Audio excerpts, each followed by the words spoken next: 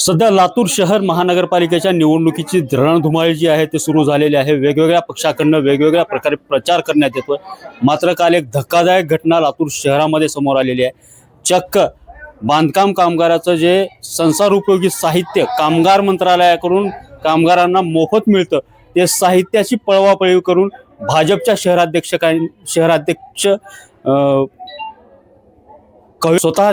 स्वतःच्या घरामध्ये ते साहित्य दडवून ठेवलं होतं आणि स्वतःच्या फायद्यासाठी किंवा त्यांच्या पत्नीला मतं मिळावीत यासाठी आता ते साहित्य वाटप करतानाचा व्हिडिओ व्हायरल झाला। यावर आक्षेप देखील घेण्यात आलेले आहेत।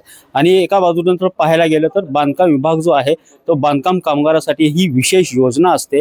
त्यामध्ये बांधकाम कामगारांना त्यांच्या संसार उपयोगी साहित्य मग जे प्लेट असतील, कुकर असेल किंवा टाके असतील, पिण्याच्या पाण्याचे जग असतील किंवा अन्य साहित्य असेल, अशा संसार उपयोगी साहित्याचं एक किट जे आहे ते त्यांना देण्यात येत असतं। मात्र हे पूर्णपणे मोफत असतं आणि जून महिन्यामध्ये हे साहित्य शासनाकडून बंद करण्यात आलेलं होतं। पण आता ते साहित्य आपल्या घरामध्ये दडवून ते साहित्य वाटप करून मतदारांना एक वेगळ्या प्रकारचं आमिष दाखवलं जाते।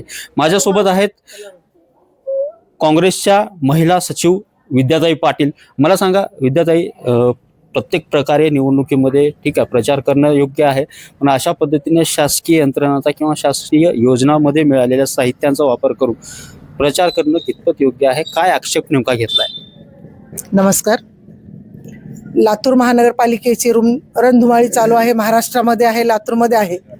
मात्र सत्तेचा दुरुपयोग करून आज या वार्ड क्रमांक 18 मध्ये कामगारचे जे काही किट आहेत, संसार उपयोगी किट, ते या ठिकाणच्या शहराचे अध्यक्ष आणि या उमेदवारांचे पती यांच्या बंगल्यामध्ये ठेवून त्याचं वाटप चालू आहे। गेली आठवड्याभर चालू आहे।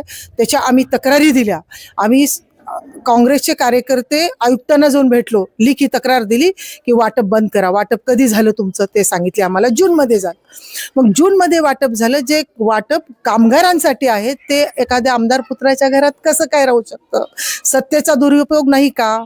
तुम्ही जर काम केले असते तर तुमच्या असं आज पायाखालची जमीन वाळू घसरली नसती। आमचं हेच म्हणणं आहे की शासनाच्या ज्या काही योजना आहेत त्या सर्वसामान्यासाठी आहेत, त्या कुठल्या पदाधिकाऱ्याच्या घरातून वाटता कामा नये।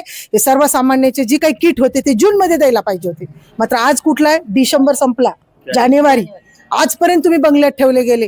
त्याची दखल आजही घेत नाही। आज आम्ही रीतसर तक्रार निवडणूक निर्णय अधिकाऱ्याकडे दिलेली आहे, पण निवडणूक आयोग सुद्धा काय जणू काय ह्यांचाच कार्यकर्ता आहे की काय, अशा पद्धतीचं वातावरण आज जिल्ह्यात आणि महाराष्ट्रात दिसत आहे।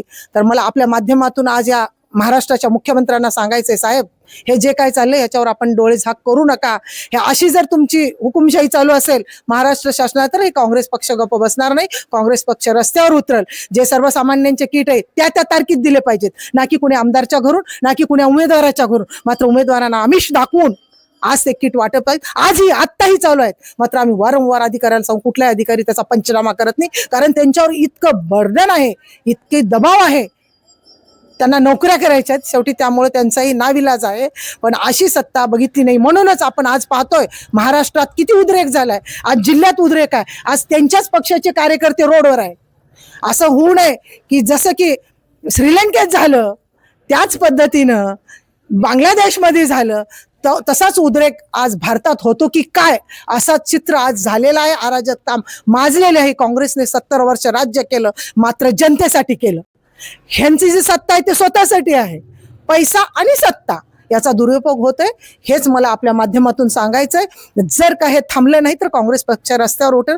काँग्रेस पक्ष सर्वसामान्यांचा पक्ष आहे, सर्वसामान्यासाठी लढणारा पक्ष आहे, सर्व जाती धर्माला घेऊन चालणारा पक्ष आहे। मात्र ह्यांचं एकच काम आहे, जातीत भांडणं लावणं, धर्मात भांडणं लावणे आणि सत्तेचा दुरुपयोग करणे। शासकीय योजना सगळे आपल्या घरातून जे काय माझ्या बापाच्याच आहेत आणि ही घ्या तुम्हाला, अशा पद्धतीचं चालू आहे। हे कुठं तर थांबलं पाहिजे आणि मला खात्री आहे आपल्या चॅनलच्या माध्यमातून याच्यावर काही ना काही निर्णय होईल। काय किती दिवसापासून हा प्रकार सुरू आहे आणि काही लोकांनी तुम्हाला माहिती दिल्यानंतर हा प्रकार समोर आलेला आहे, उजेडात आलेला आहे, तर किती दिवसापासून हा प्रकार सुरू होता आणि कशा पद्धतीचा आक्षेप किंवा लोकांमध्ये काय प्रतिक्रिया आहे? नमस्कार, मी काँग्रेस पक्षाची माजी नगरसेविका आहे।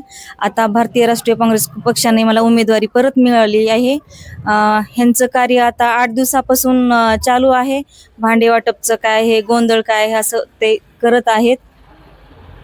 लोकांमध्ये तुम्ही मिसळता. लोकांच्या काय भूमिका आहेत, लोकांनी काय तुम्हाला प्रतिक्रिया दिली? 8 वर्ष झालं ते फिरकले सुद्धा नाहीत. एकदा निवडून आले आणि ते घरात बसले, गाडीच्या खाली उतरलेच नाहीत, अशी प्रतिक्रिया लोक देत आहेत.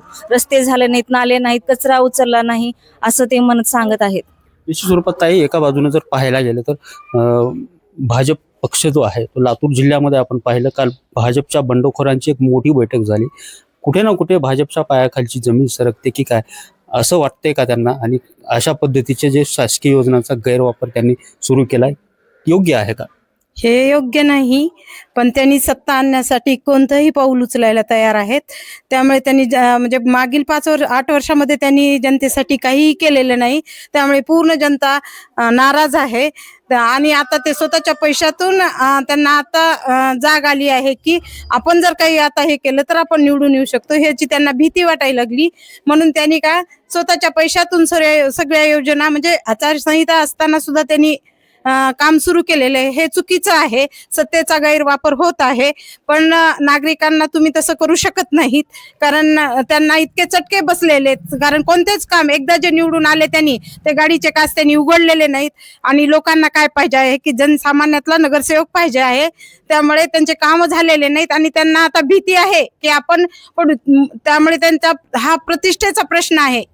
त्यामुळे त्यांनी कोणतेही काम करायला लागलेत, म्हणजे सत्तेचा गैरवापर करून त्यांनी स्वतःला निवडून आणण्याचा प्रयत्न करत नाही. पण आता लोक कसं झाले, शहाणे झालेले आहेत, त्यांना चांगलं आणि वाईट ह्या गोष्टी कळत आहेत. निश्चित स्वरूपात ताई, पाहायला गेलं तर तुम्ही प्रदेशाच्या बॉडीवरती आहात, तुम्हाला पूर्ण प्रदेशाचं काम पाहावं लागतंय.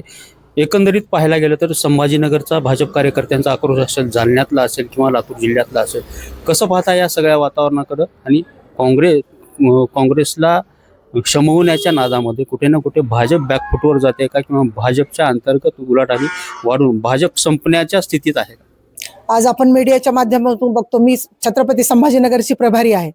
काल भागवत कराडांना महिलांनी, त्यांच्याच पक्षातल्या महिलांनी गाड्यावर हमले केले, धक्काबुक्की केल्या. नाशिकमध्ये पाहतोय गिरीश महाजनांना महिलांनी आणि कार्यकर्त्यांनी धक्काबुक्की केली. आज पुण्याची परिस्थिती काय, आज ह्या लातूरमध्ये, आज मी जिथे राहते त्या लातूरची परिस्थिती काय, भाजपच उठाव केलेला आहे.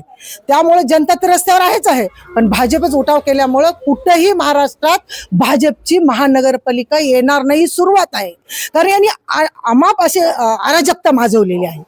त्यामुळे मला असं सांगायचं की जनतेनेच ही निवडणूक हातात घेतलेली आहे. पैसा आणि सत्ता, जनता ही, कुठलीही जनता पैशावर खरेदी होणार नाही, ही महाराष्ट्रातली जनता आहे. त्यामुळे मला आपल्या माध्यमातून सांगायचे की येणाऱ्या महानगरपालिका ह्या सगळ्या काँग्रेसच्या येतील, ही मी ठामपणे आणि सांगू इच्छिते आपल्याला.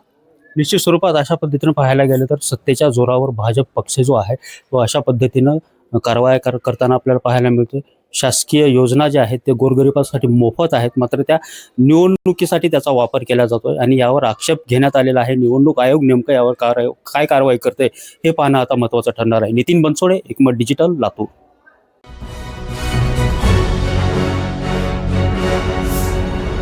Thanks for watching Ekmat Digital.